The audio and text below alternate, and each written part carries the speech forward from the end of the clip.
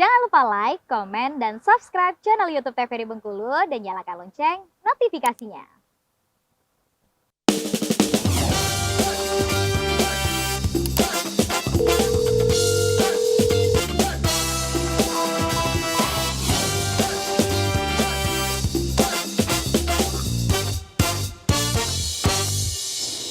Terima kasih pemirsa, Anda masih setia bersama kami di Dokter Kito bersama Kita Sehat. Kita masih bersama Dokter Reni dan juga Dokter Wenti masih membahas mengenai sindroma dispepsia. Tadi kita sudah bicara sedikit dok ya, perihal apa sih sindroma dispepsia ini gitu.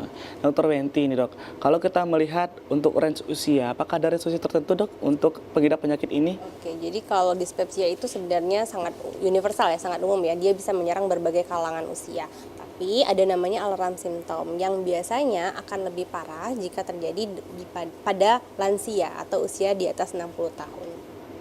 Itu memang karena usia tadi memang ada tahapan-tahapan tertentu dok ya, yang bisa bikin jadi bahaya tadi. Nah, benar sekali. Itu kalau untuk di Bengkulu dok ya, di Bengkulu lebih banyak yang range usia anak-anak kah, remaja kah, atau dewasa kah yang terkena sindroma dispepsia nih dok?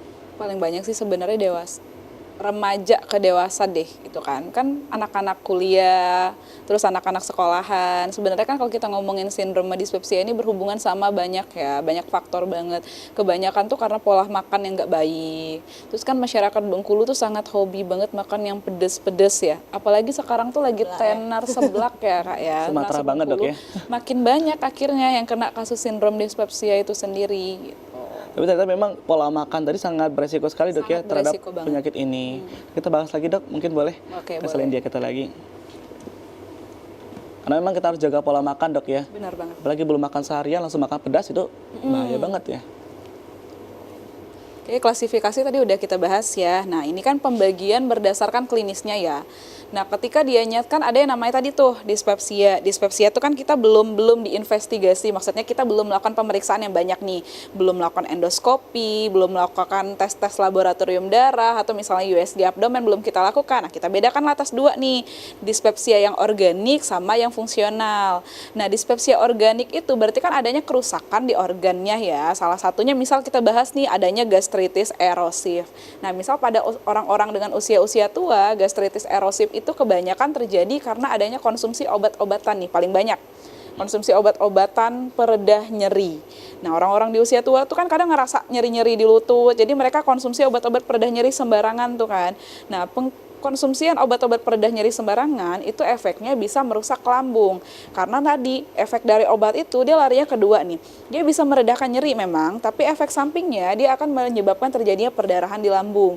Makanya terjadi namanya tukak lambung tuh sering kalau orang-orang tua ya. Sama kondisinya kan dia jadinya anemia, kekurangan darah yang akhirnya membutuhkan transfusi. Nah, makanya tadi ada yang istilahnya dispepsia organik kayak gini. Nah, sedangkan kalau misalnya dispepsia fungsional yang saya jelasin sebelumnya, yang adanya tipenya nyeri di ulu hati atau tipenya rasa begahan nih setelah makan yang berhubungan sama makanan. Nah, kemudian kapan sih sebenarnya kita boleh melakukan pemeriksaan endoskopi itu sendiri? Ada alarm symptoms nih yang biasanya kita jadikan patokan.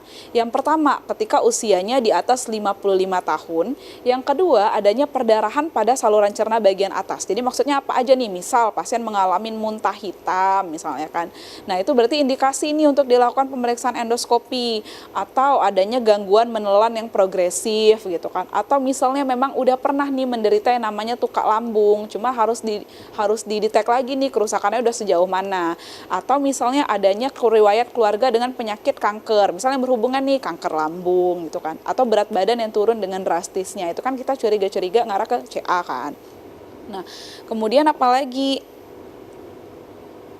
nih, jadi ada alur dari penegakan dispepsia itu sendiri. Sebenarnya ini yang sebelumnya ya.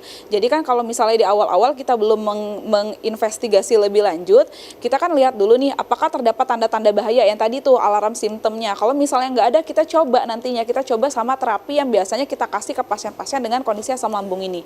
Kita cross check dalam 2 minggu ada perbaikan atau enggak nih. Kalau misalnya ada perbaikan, oh ya udah, ini sekedar dispepsia fungsional aja. Berkaitan biasanya sama pola dari hidup pasien itu sendiri. Nah, tapi kalau misalnya nggak ada perbaikan, kemudian ada tanda-tanda bahaya, maka rujuk pasiennya. Rujuk ke spesialis yang memang ahlinya untuk dilakukan pemeriksaan endoskopi. Karena kita pengen menyingkirkan nih, ada nggak kerusakan-kerusakan yang lebih lanjut. Sama tadi ya, di pasien-pasien usia tua, biasanya mereka juga mengeluhkan BAB-nya hitam ya Kak ya. Itu paling banyak banget. Jadi misalnya pasien udah datang dengan lemas, kemudian penampakannya pucat, kemudian ada keluhan BAB hitam dalam beberapa hari terakhir. Nah, itu berarti indikasi kalau misalnya udah mulai nih terjadi kerusakan di lambungnya gitu. Itu kan dok, karena kita masih sedikit bingung dok ya, ketika kita buang air besar gitu dok ya. Buang air besar itu darah yang mungkin ditimbulkan dari area bawah sama ada area dalam lambung itu beda nggak sih dok? Beda. Jadi kan ada yang namanya ya, kalau misalnya kita ngomongin BAB darah, ada kan yang pasien itu darahnya segar atau darahnya hitam. Jadi kalau kita ngomongin yang udah ke atas, ke area lambung, itu hitam warnanya, hitam. Bahkan ada yang sampai kayak aspal nih hitamnya itu. Tapi kalau yang di area bawah misalnya kayak kondisi ambeien ya, atau misalnya kondisi perlukaan di area anus sekitar, gara-gara misalnya habis mencer terus nih, luka nih area sekitarnya. Nah berarti itu perdarahannya merahnya segar. Jadi perdarahannya pada area bawah. Kalau misalnya perdarahan pada area atas itu dia karena udah teroksidasi ya dengan asam lambung tadi, makanya warnanya jadinya hitam gitu. Jadi kalau buang air besar kita udah warna hitam, berarti ada tanda-tanda berarti dok ya? Warning, tapi bedain ya, ada kan yang orang konstipasi lama nih BAB-nya hitam keras gitu kan, itu jangan dijadiin patokan gitu kan. Kalau kita ngomongin ini benar-benar yang pasien tuh udah jatuh ke lemas, memang ada riwayat nih, biasanya kebanyakan setelah diinvestigasi ternyata memang ada riwayat konsumsi obat-obatan peredah nyeri yang dikonsumsi dalam waktu yang cukup lama. Ya, jadi itulah bahaya tadi. Jadi emang obat-obat peredah nyeri itu karena tadi organ targetnya 2, harus hati-hati, harus benar-benar dikonsultasiin. Kebanyakan masyarakat tuh pada beli sendiri, kadang beli di warung gitu kan, atau misalnya beli di apotek sendiri berdasarkan info-info dari teman-temannya gitu kan. Akhirnya efek-efeknya lari ke lambung. Bahkan ada dok ya beberapa mungkin ya orang-orang tuh di pagi hari dia mengonsumsi obat tadi dok, obat lambung tadi, padahal kan dia lagi nggak kena gitu dok ya. Katanya untuk menjaga-jaga agar seharian nanti aman dari lambung, itu sebenarnya gimana sih dok? Dia udah punya riwayat asam lambung tuh biasanya. Jadi mereka kan biasanya kita anjurkan untuk konsumsi obat yang sirup ya. Ada kan sirup yang dikonsumsi sebelum makan tuh biasanya untuk mencegah terjadinya keluhan kalau misalnya emang udah lagi dalam fasenya pengobatannya gitu. Berarti kalau memang ada anjuran dokter boleh, tapi kalau sembarangan jangan dok ya? Ya yang pasti yang nggak boleh sembarangan tadi obat-obat peredah nyeri tadi itu yang paling banyak dikonsumsi oleh masyarakat secara sembarangan. Nah kalau mereka konsumsi itu secara sembarangan dengan aturan dari mereka sendiri, bahayanya larinya ke lambung yang jadi organ target selanjutnya gitu. Oke, ini etiologinya. Jadi kalau kita ngomongin secara global, ada sekitar 15-40% pasien itu menderita kejadian dispepsia ini. Dan setiap tahunnya gangguan ini akan mengenai 25% dari populasi dunia. Prevalensi untuk kejadiannya di Asia sekitar 8-30%, dan yang banyak faktor resikonya cukup banyak nih.